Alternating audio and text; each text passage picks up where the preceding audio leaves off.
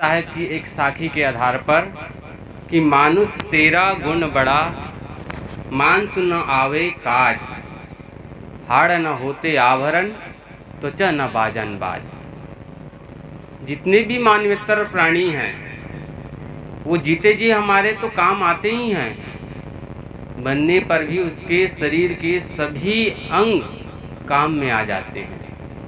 और ज़रा आप विश्लेषण करिए, आदमी के शरीर कुछ काम का आता है? वैसे आजकल रिसर्च करते हैं, मरणोपरांत जो देह दान किया जाता है तो उसको जो रिसर्च करते हैं, जो मेडिकल विभाग में हैं, जो डॉक्टरी लाइन में हैं, वे सब इसके लिए एक प्रकार के अध्ययन करते हैं। ये काम अभी थोड़े समय से ही आ रहा है, लेकिन हम गुणों की दृष्टि में देखें तो मनुष्य की जो भूमिका है सर्वोच्च है। उनके गुणों की ही प्रशंसा है, उनके आचरण की ही प्रशंसा है। आज हम जो भी महापुरुष को पूजते हैं, वंदन करते हैं, जिसको हम ईश्वर कहते हैं, देवी देवता कहते हैं, भगवान कहते हैं, आखिर हम उसको क्यों याद करते हैं? ऐसे थोड़े याद करते हैं। उन्होंने जो हमको रास्ता बताया, जो आचरण किए, जीवन में ज्ञान दिए, उसको ही याद करते हैं। शरीर से तो वो हम सबके समक्ष उपस्थित नहीं है, लेकिन उसके ज्ञान है, उनके जो आचरण हैं, उनके जो संस्कार है, हमारे जीवन को आप्लावित करते रहते हैं। एक बार क्या हुआ, ज्ञान में और आचरण में विवाद हो गया। ज्ञान कहता है कि मैं सबसे बड़ा हूँ, बिना ज्ञान के आदमी कुछ कर नहीं सकता, कोई भी कुछ नहीं कर सकता। जब तक ज्ञान न हो तब तक कोई भी उन्नति नहीं कर सकता। इधर आचरण भी अपना पक्ष रखता है कि जब तक जीवन में आचरण ना हो तो ज्ञान की कोई महत्ता नहीं है। फिर भी इसके समाधान दोनों तैयार नहीं थे। मैं श्रेष्ठ, मैं श्रेष्ठ ये कह रहे थे। फिर भी आचरण का ठीक है, किसी से हम सलाह ले लेते हैं, हमसे भी जानकार है, उनकी हम राय ले लेते हैं, विनम्र हुए। और ज्ञान है वो तो अपने बात पर ही अड़ा रहा, नहीं मैं ही श्रेष्ठ हूँ, फिर उसको भी मानना पड़ा। तो क्या कहे, एक विद्वान के पास गए। वो विद्वान भी थे और बुद्धिमान भी थे और गंभीर भी थे, विवेकवान थे, साधक भी था। उसके पास गए और ये दोनों ने अपनी बात रखी कि मैं श्रेष्ठ, मैं श्रेष्ठ कौन, आप बताइए। उसने कहा कि मैं भी इसका निर्णय नहीं ले सकता, कुछ दिन आप ठहर जाइए, इसके बाद मैं बताऊंगा। और वो विद्वान कौन था?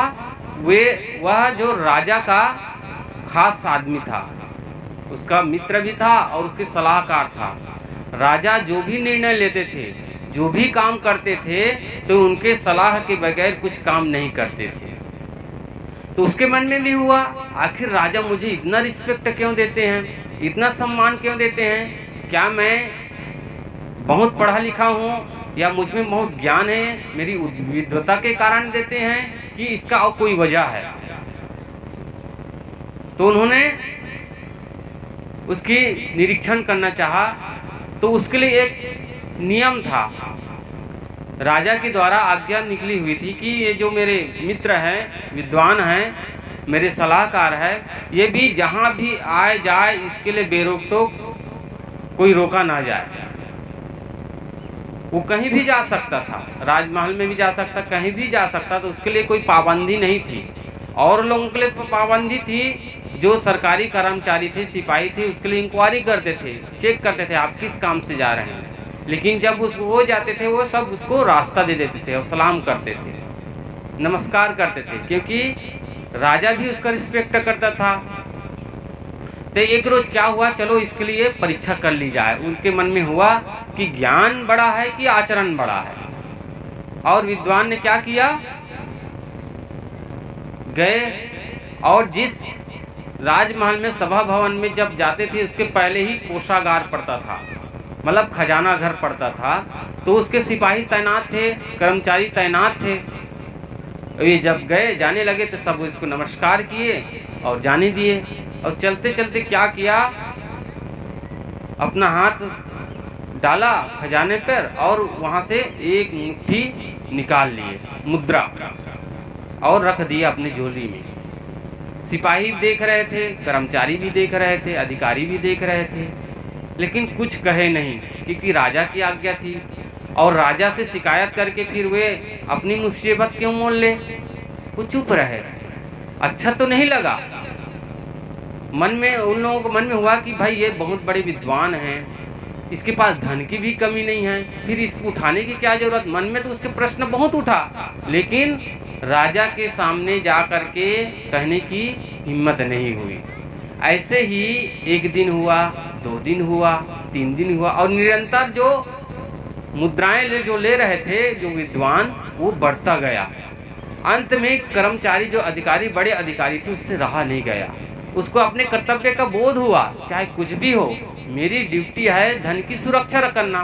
कोई भी अनैतिक रूप से इसको उठाता है तो उसकी मैं राजा के पास सूचना दूं। चाहे अपने नौकरी को दांव में लगा करके हिम्मत किया कि चाहे कुछ भी हो मैं अपना काम करूंगा, चाहे राजा मुझे इस ड्यूटी से यहाँ से मुझे निकाल भी दे तो कोई बात नहीं। वो गए राजा के पास, राजा से ये बात कही कि आपके मित्र हैं, विद्वान हैं और बहुत बड़े पद पर भी है, उन्होंने ऐसा ऐसा काम किया है। एक ही दिन नहीं, कई दिनों से ऐसे होता जा रहा है। राजा को भी बड़ा आश्चर्य हुआ, अरे उसके पास कमी क्या है, मैं तो उसको बहुत बड़ा विद्वान मानता हूँ, उसका बहुत सम्मान करता हूँ, गुरुतुल्य मानता हूँ। कोई भी काम मैं करता हूँ उसके पहले उसको मैं पूछ लेता हूँ, उसकी सलाह ले लेता हूँ, और उसको धन की क्या कमी पड़ गई। अब राजा के मन में भी उसके प्रति जो रिस्पेक्ट भावना थी, सम्मान की भावना थी, वह थोड़ा थोड़ा घटने लगी। उसके मन में एक प्रकार के गलत भावना होने लगी कि ये कैसे कर सकता है। अंत में क्या हुआ, ठीक है कोई बात नहीं, उसने आज्ञा दी कि उसको पकड़ कर ले आओ। अब दूसरे दिन अगर ऐसा करे तो उसको सिपाही को आदेश दिया कि उसको यहाँ ले आइए, उससे हम बातचीत करेंगे, सुनवाई होगी। ऐसा ही हुआ, वो जैसे उठा रहे थे तो सिपाही उसको पकड़ लिए और राज दरबार में प्रस्तुत किया। जैसे सरकार के द्वारा जो भी कार्यवाही होती है, सही हो या गलत हो, कुछ भी हो, कानून व्यवस्था द्वारा उसकी सुनवाई होती है न्यायालय में, वैसे ही राजा भी हर दिन ये सभा लगाते थे, किसने क्या किया, कैसे किया, क्या करना है, इसकी लेखा जोखा करते थे। तो उस दिन उस विद्वान को बंदी बना करके ले गए, हाथ पर हथकड़ी लगी थी और सामने प्रस्तुत किए। और विद्वान भी जैसे बहुत बड़ा अपराधी हो और गलती किए रहते हैं तो सिर झुकाते हैं शर्म से, वैसे ही वो करने लगे। और अंदरे अंदर विद्वान जो थे वो ये तौल रहे थे, आज राजा के भाव ठीक नहीं है, क्योंकि जब गए तो उसको खड़े होकर सम्मान भी नहीं किए, आइए आइए बैठिए, कि उसको सिंहासन भी नहीं थे, क्योंकि वो अपराधी के कोटि में आ गए थे। तब मन में हुआ कि कोई ना कोई तो कारण जरूर, मेरे ज्ञान के कारण रिस्पेक्ट नहीं देते हैं, मेरी विद्वता के कारण रिस्पेक्ट नहीं दे रहे हैं, इसकी कोई दूसरी वजह है। और राज आज्ञा ये मिली कि इसको 1000 मुद्राएं दंड स्वरूप, जुर्माना स्वरूप लिया जाए और इनके जो पद को छीन लिया जाए 1 महीना के लिए। ये अब इस सभा के अधिकारी नहीं रहेंगे। और वो उसको ले जाने लगे तो विद्वान थोड़े से मुस्कुराने लगे। राजा ने ठोस कदम उठाया था, बड़े हृदय पर पत्थर रख करके एक ऐसी आज्ञा निकाले थे कि विद्वान हैं और इसको ज़्यादा और कुछ ज़्यादा गहरा चोट न लगे, ऐसे सामान्य रूप से इतनी मुद्रा उसको दंड स्वरूप, जुर्माना स्वरूप लिया और 1 माह का उसको निरस्त कर दिया उस पद से। और ये विद्वान क्या कर रहे हैं, जाते जाते मुस्कुरा रहे हैं। राजा की नज़र उस पर पड़ी, अरे मैंने इसको तो दंड दिया है और ये मुस्कुरा रहे हैं, आखिर क्या बात है।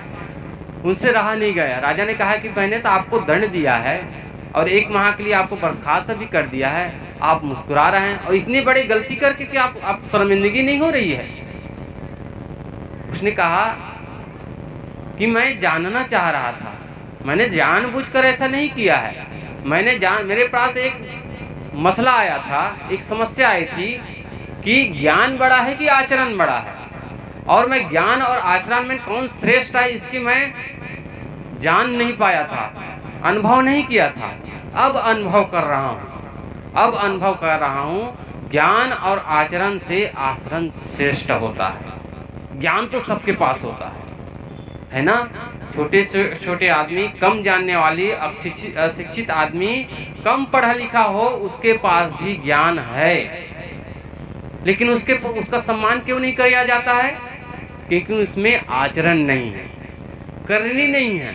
इस कारण से उसका कोई रिस्पेक्ट नहीं करते हैं। और देखिए, आप सब देख रहे हैं, संत महात्माओं का क्यों आप लोग रिस्पेक्ट करते हैं, क्यों सम्मान करते हैं? उसके पास ना ज़्यादा धन है, ना बहुत बड़ा मकान है, ना बहुत बड़े जन बल है, धन बल है, कुछ भी नहीं है, फिर भी उसका सम्मान आप क्यों करते हैं?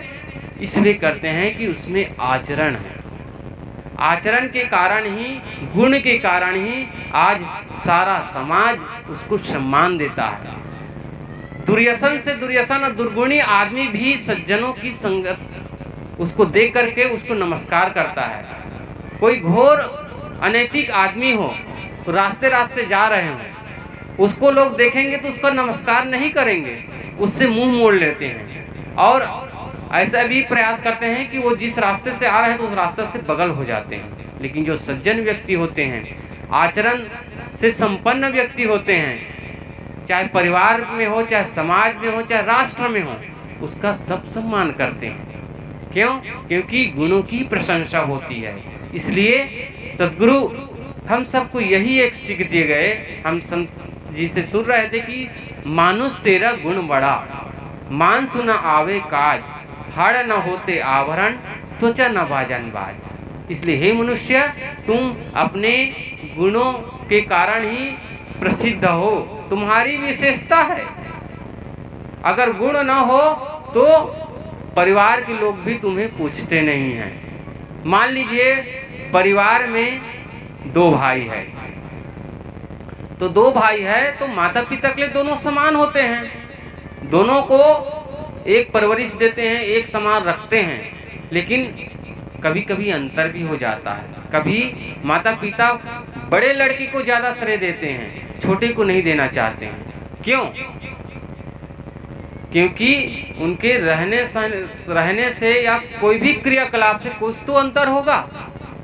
बड़े लड़के में वे गुण होंगे जो माता पिता उसमें देखना चाहते हों, उनका रिस्पेक्ट करते हों, उनकी आज्ञा का पालन करते हों। और छोटे लड़के थोड़ा उधरने जैसे हो, मानते तो हैं लेकिन मुड्डी, जब मूड आए तब कर लिए, मूड ना हो तो ना किए।